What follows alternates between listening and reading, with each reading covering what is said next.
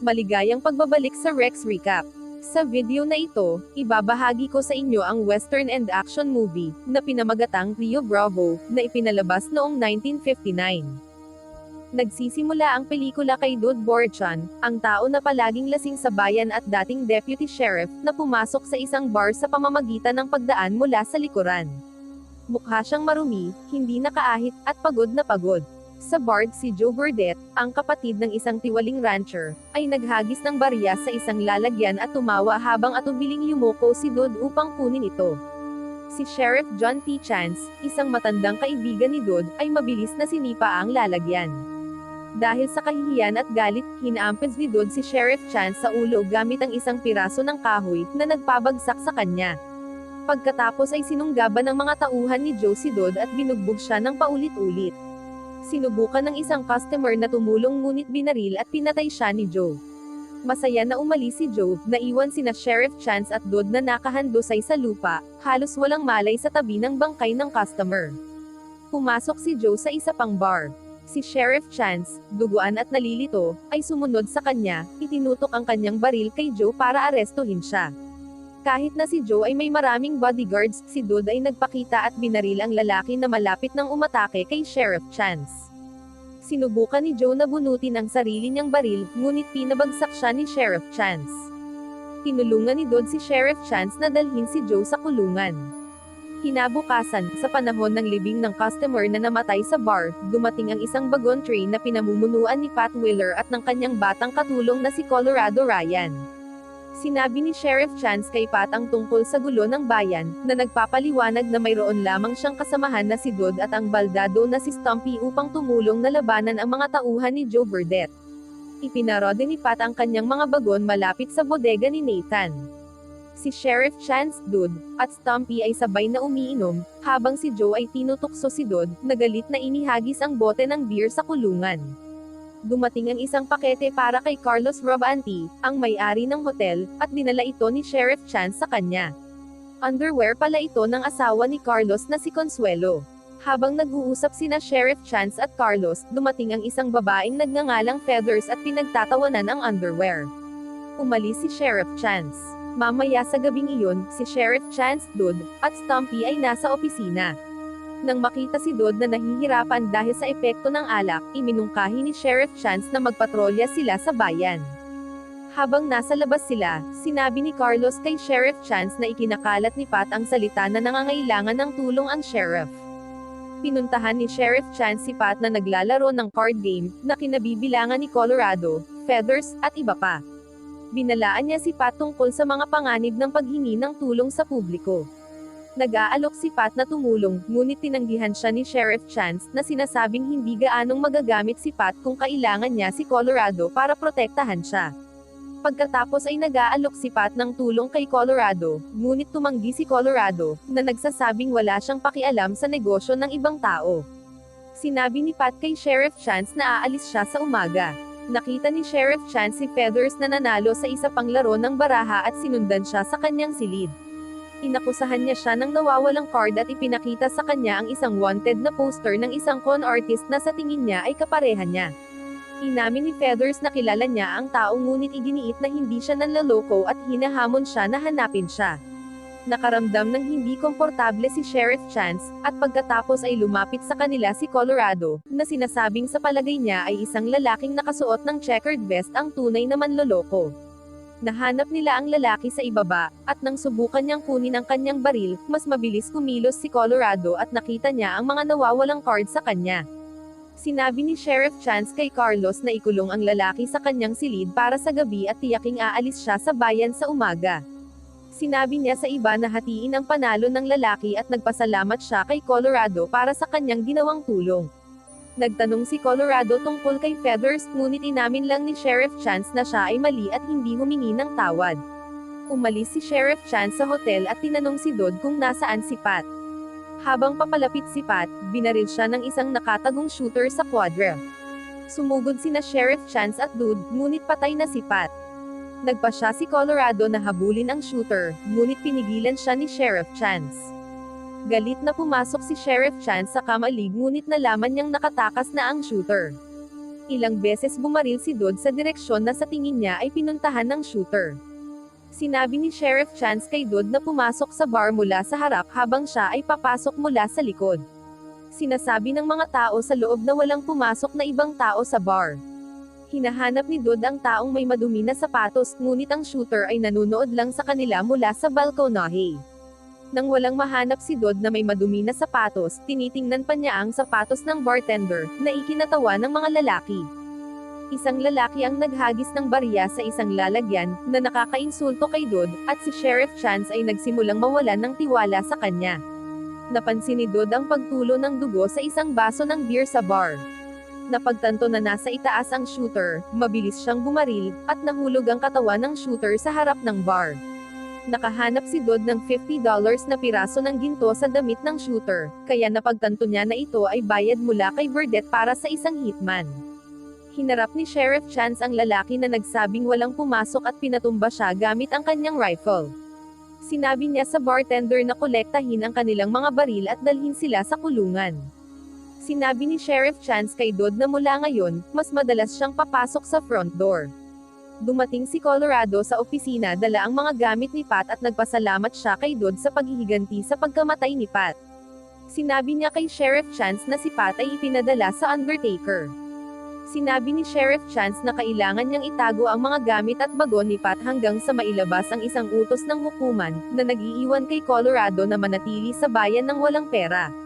Pagkatapos ay pumunta si Sheriff Chance sa hotel at hinanap si Feathers sa bar. Humingi siya ng paumanhin para sa kanyang pag-uugali bago ibinahagi ni Sheriff Chance kung paano siya naging sheriff, at sinabi ni Feathers na ang kanyang asawang nagsusugal ay pinatay matapos manloko ng napakaraming tao. Nangako si Sheriff Chance na makipag-ugnayan sa sheriff na nagbigay ng mga wanted na poster para ihinto ang anumang mga alerto, at nagpapasalamat si Feathers. Kinaumagahan, late na nang magising si Sheriff Chance at nalaman niya mula kay Carlos na sinabihan siya ni Feathers na hayaang matulog si Sheriff Chance at nanatili sa labas ng kanyang kwarto buong gabi. Hinarap siya ni Sheriff Chance, sinabing walang ingat ang kanyang mga aksyon at sinabihan siyang maghanda para sa biyahe. Samantala, nakabantay si Dodd, tinitiyak na ibibigay ng mga bisita ang kanilang mga armas. Dumating si Nathan at ang kanyang mga tauhan sa bayan, tumangging ibigay ang kanilang mga baril. Binaril ni Dodd ang rende ng isa sa kanilang mga kabayo, na pinipilit silang sumuko. Sa opisina, pinapayagan lang ni Sheriff Chance si Nathan na bisitahin si Joe. Sa kanilang pagpupulong, ipinahayag ni Sheriff Chance ang kanyang galit tungkol sa pag-uugali ni Nathan at sa pagkamatay ni Pat, na nagbabala na kung susubukan nila ang anumang bagay, papatayin ni Stumpy si Joe bago pa sila makakilos. Umalis si Nathan. Kinuwestiyon ni Stumpy ang desisyon ni Sheriff Chance na pakawalan si Nathan. Ipinaliwanag ni Sheriff Chance na kung nasa kulungan si Nathan at kapag may mangyari, bibigyan lang siya nito ng problema. Dumating si Carlos at sinabi kay Sheriff Chance na hindi pa sumakay si Feathers sa karwahe. Pumunta si Sheriff Chance sa kanyang silid para itanong kung bakit. Sinabi ni Feathers na gusto niyang manatili hanggang sa matapos ang panganib at alam niyang ligtas siya. Pinapanood ni Colorado si Nathan at ang kanyang mga tauhan na umiinom. Tahimik na kinausap ni Nathan ang mariachi band, binigyan sila ng pera, at umalis habang sinisimulan nilang tumugtog ng mabagal na kanta ng Mexico. Ang musika ay tumutugtog buong araw at gabi habang sina Sheriff Chance at Dodd ay nakikinig. Sinabi ni Colorado kay Sheriff Chance na hiniling ni Nathan sa banda na itugtog ang Daguelo. Ito ay isang malupit na kanta na pinatugtog ng mga Mexican, na nagpapadala ng mensahe ng walang awa. Habang nakaupo si Sheriff Chance, Dodd, at Stumpy sa opisina, tinanong ni Dodd si Sheriff Chance kung ano ang nararamdaman niya tungkol kay Feathers. Nag-aalangan si Sheriff Chance na sumagot. Naalala ni Dodd na binalaan niya si Sheriff Chance tungkol sa isang babaeng nagustuhan niya noong una itong dumating sa bayan, at totoo pala ang babala niya. Humingi ng kape si Stumpy, at binanggit ni Dodd na ang baril ni Stumpy ay nangangailangan ng ilang paglilinis at nagmumungkahi na linisin ito. Tumanggi si Stumpy at tinanong si Sheriff Chance para sa kanyang mga lumang baril, na binili niya sa isang lalaki noong mga nakaraang taon. Pagkatapos ay dinala ni Sheriff Chance si Dodd sa hotel para maglinis. Sinabi ni Feathers kay Sheriff Chance na mananatili siya sa hotel para magtrabaho bilang bartender. Isang putok ng baril ang biglang umalangaw-ngaw sa kulungan. Nagmamadali si Sheriff Chance at nalaman na aksidenteng nabaril ni Stumpy si Dud sa pag-aakalang isa siya sa mga tauhan ni Burdette. Hindi nasaktan si Dud, ngunit galit na galit siya, napagtanto kung gaano kahirap ang kanyang buhay sa nakalipas na 2 taon. Sobrang sama ng loob ni Stumpy dahil muntik na niyang mapatay ang kanyang kaibigan. Kinaumagahan, nahuli ng mga tauhan ni Burdette si Dud, isinubsob ang kanyang ulo sa labangan ng kabayo, at pinatumba siya. Iginapos nila siya sa isang kamalig habang ang isa sa kanilang mga tauhan, na nakadamit tulad ni Dud, ang pumalit sa kanya. Sa pasukan ng hotel, si Sheriff Chance ay nakikipag-usap kay Colorado. Nang pumasok si Colorado sa loob para kumuha ng ilang sigarilyo, tinambangan ng mga tauhan ni Burdette si Sheriff Chance na hinihiling na palayain si Joe Burdette. Nakita ni Colorado ang pananambang at sinabihan si Feathers na magtapon ng isang palayok ng bulaklak sa bintana pagkatapos magbilang ng 3. Nang masira ang bintana, mahinahong lumabas si Colorado, na ginulo ang mga lalaki. Inihagis niya ang rifle ni Sheriff Chance, at mabilis nilang pinabagsak ang mga umaatake. Sinubukan ng ika-4 na lalaki na tumakas, ngunit binaril siya ni Sheriff Chance.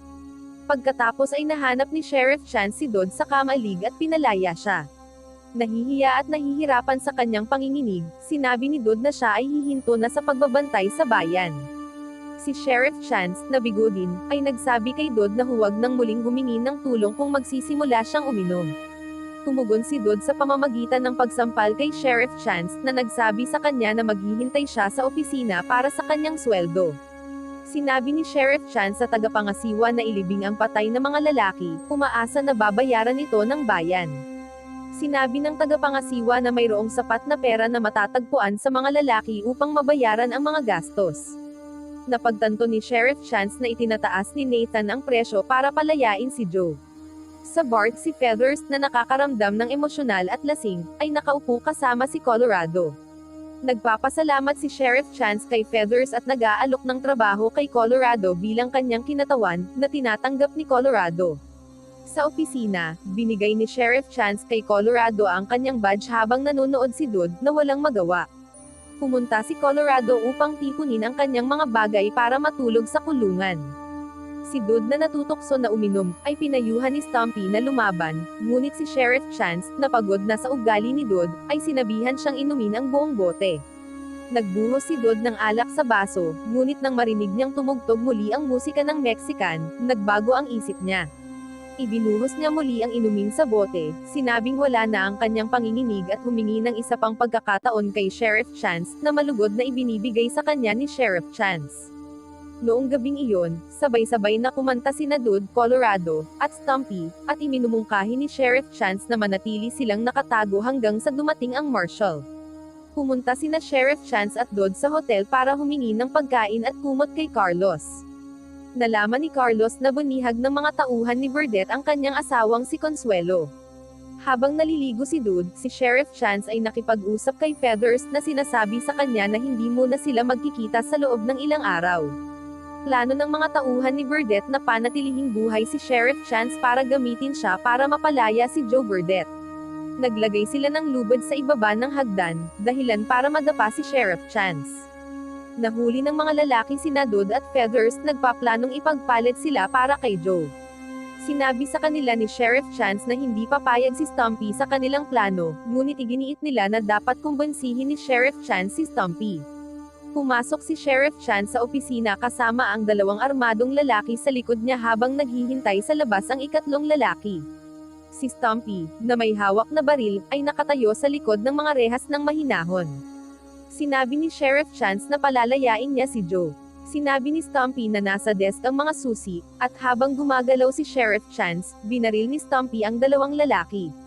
Ang pangatlong lalaki ay nagmamadaling pumasok ngunit nabaril siya ni Colorado.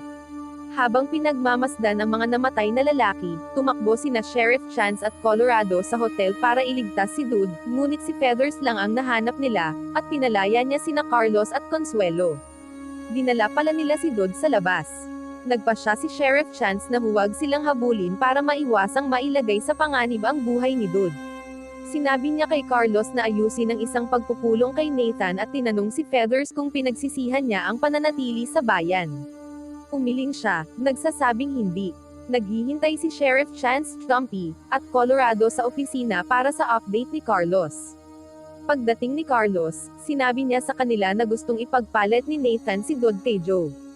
Pumayag si Sheriff Chance sa trade ngunit sinabihan si Stumpy na manatili sa likod dahil sa kanyang edad at panganib ng labanan. Pumunta sina Sheriff Chance at Colorado sa Kamay kung saan makikita ang bodega ni Nathan. Inihanda nila ang kanilang mga baril at pinapanood si Dodd na lumalabas sa bodega. Habang naglalakad sina Joe at Dodd papunta sa kanilang mga posisyon, biglang inatake ni Dodd si Joe dahilan para magsimula ang labanan sa likod ng pader. Nakipagbarilan sina Sheriff Chance at Colorado sa mga tauhan ni Nathan. Nagawa ni Dodd na patumbahin si Joe at hinagisan siya ni Colorado ng sandata. Sa panahon ng shootout, sinubukan ng ilang lalaki na tumawid sa kabilang bodega upang tambangan sina Sheriff Chance at Colorado. Nagawa nilang tamaan ng ilang lalaki, ngunit dalawa ang nakarating sa kabila. Biglang, dalawang malalaking pagsabog ang nagpabagsak sa mga umaatake, at narinig ni Sheriff Chance ang pamilyar na tawa ni Stumpy. Nagbabala si Colorado na si Stumpy ay malapit sa mga bagon na puno ng dinamita. Dumating si Carlos na may dalang baril para tumulong. Nagmamadaling lumabas si Sheriff Chance upang bigyan ng babala si Stumpy habang nagpapatuloy ang labanan. Mula sa isang ligtas na distansya, inihagis ni Stumpy ang mga hindi nakasinding dynamite stick patungo sa bodega. Binaril ni na Sheriff Chance at Dodd ang mga stick na nagdulot ng mga pagsabog na palapit ng palapit sa bodega. Ang huling pagsabog ay halos nawasak ang buong bodega. Ang magkapatid na Burdett at ang kanilang natitirang mga tauhan ay sumuko, lumabas na walang armas. Kinagabihan, sa katahimikan ng bayan, nagsitakbuhan na ang mga natitirang manggugulo. Pumunta si Sheriff Chance sa hotel para makita si Feathers. Habang sila ay nagsasalo sa isang matamis na yakap, itinapon niya ang kanyang underwear sa bintana. Sina Dodd at Stumpy, na dumadaan, nakangiti at tumatawa habang papalayo. Wow naman! Doon nagtatapos ang pelikula mga idolo, salamat sa inyong panonood.